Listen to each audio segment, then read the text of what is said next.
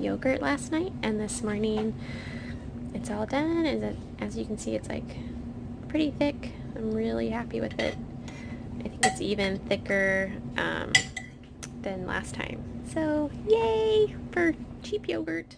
John hits on should like, yeah.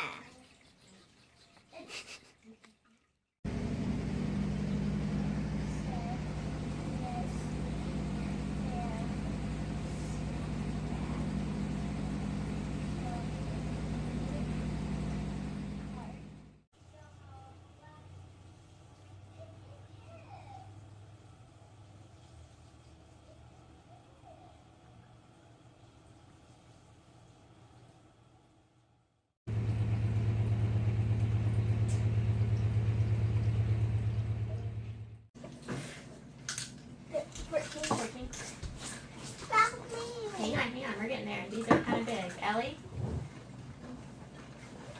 6 plus 11?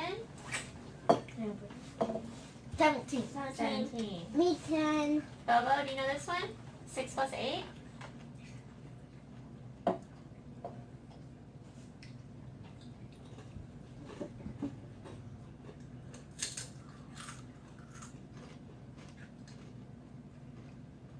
What's your guess? 11. Close. 14. We haven't done these yet. So 6 plus 8 is 14. 14. Good job. Okay, let's start here. Bobo, 2 plus 8? 10. Good. 10. Maish, 2 plus 11. 13.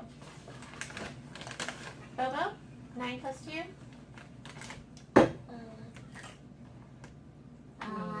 11.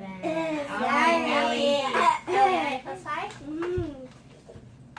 16. No, 14. 14.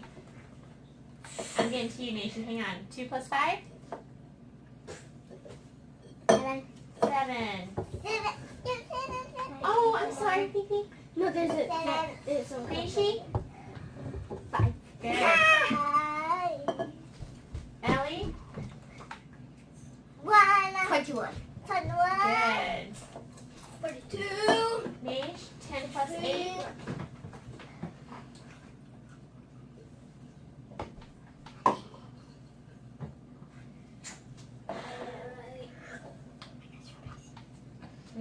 0 plus 8 is 8. Bring down the 1. 19. 18. The kids have been reading this book, going through it, and we just have a few pages left. So sometimes they read it by themselves and sometimes I read it with them. And when I do, Naishi's going to play with a car, and looks like other people are going to draw. So here we go.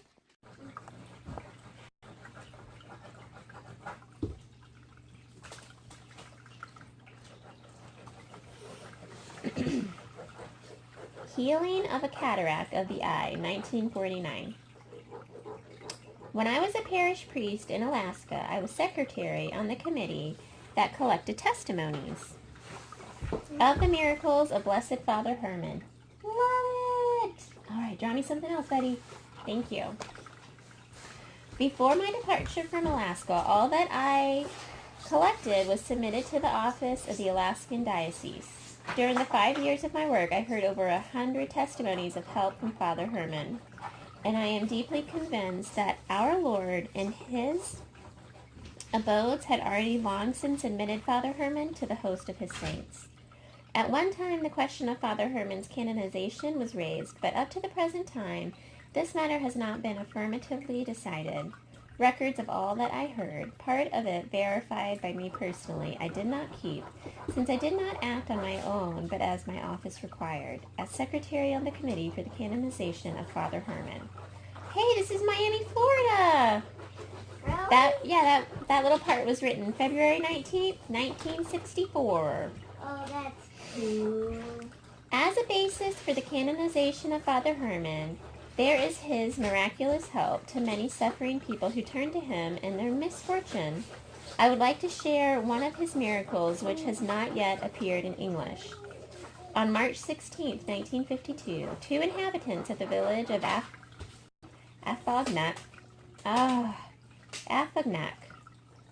wish I could say these words, located on the island of the same name, 30 miles by sea from Kodiak.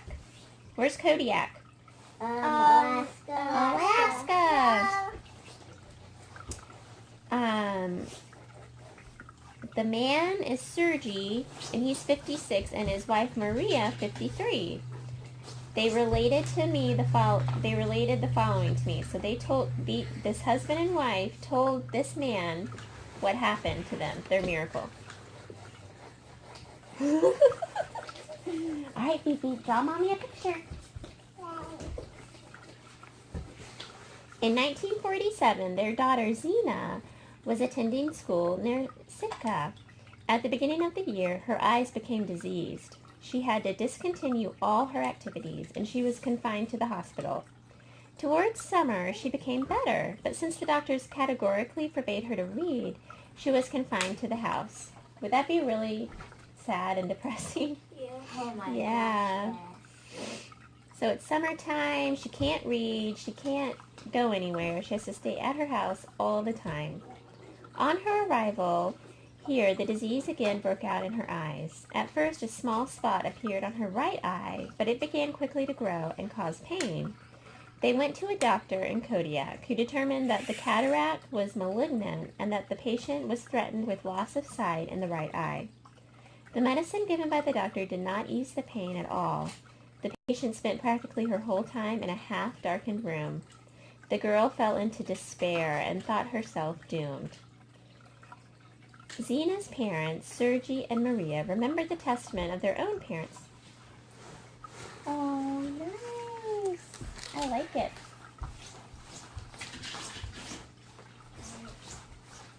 So Sergey and Maria remembered the testament of their own parents. So they're remembering something that happened with their parents, or advice that their parents gave them, to appeal in misfortune to the help of Blessed Herman. And so, on the feast of the Dormition of the Most Holy Mother of God, they set out to do reverence to the Blessed One, and, following the custom of all pilgrims, they brought nice, buddy. Yes. I like it. They brought, let's see. All right, listen, because I'm going to ask you some questions, okay?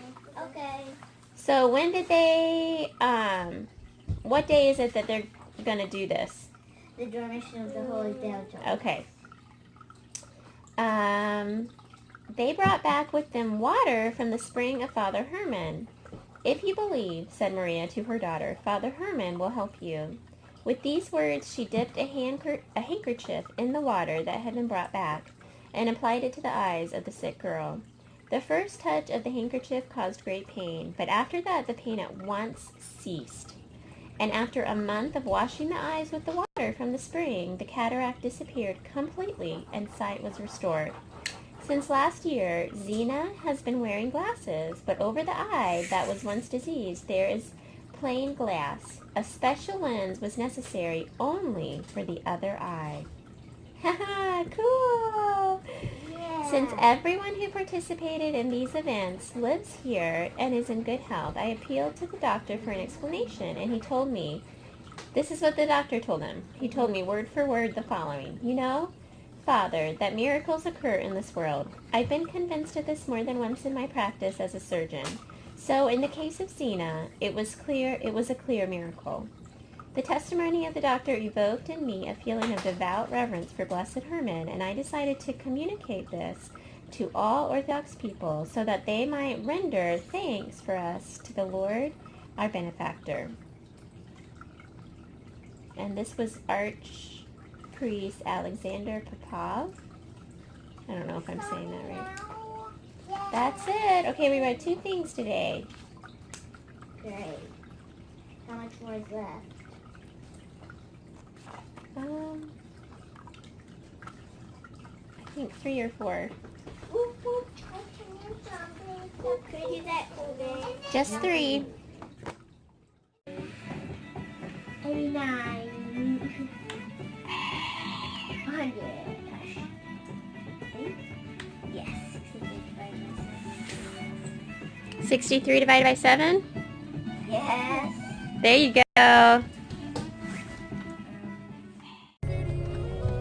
Ellie and I got out of the crazy house and we went to the library. And now where are we going? To Dollar General. You know you live in the country when you're excited to go to Dollar General. Is that right, Ellie? Yeah. And Noli shoved her hands in her pockets, turning to him. Maggie told him, she said, about the lighthouse and the curse, and how people have to go light it, but then they don't come back. Albert's dark brows shot up on his forehead, and what did everyone say? Alice. Then Alice remembered. She's the mean one. Nolly looked over at Val. She was wearing her yellow jacket tonight, and had it fastened up to her chin.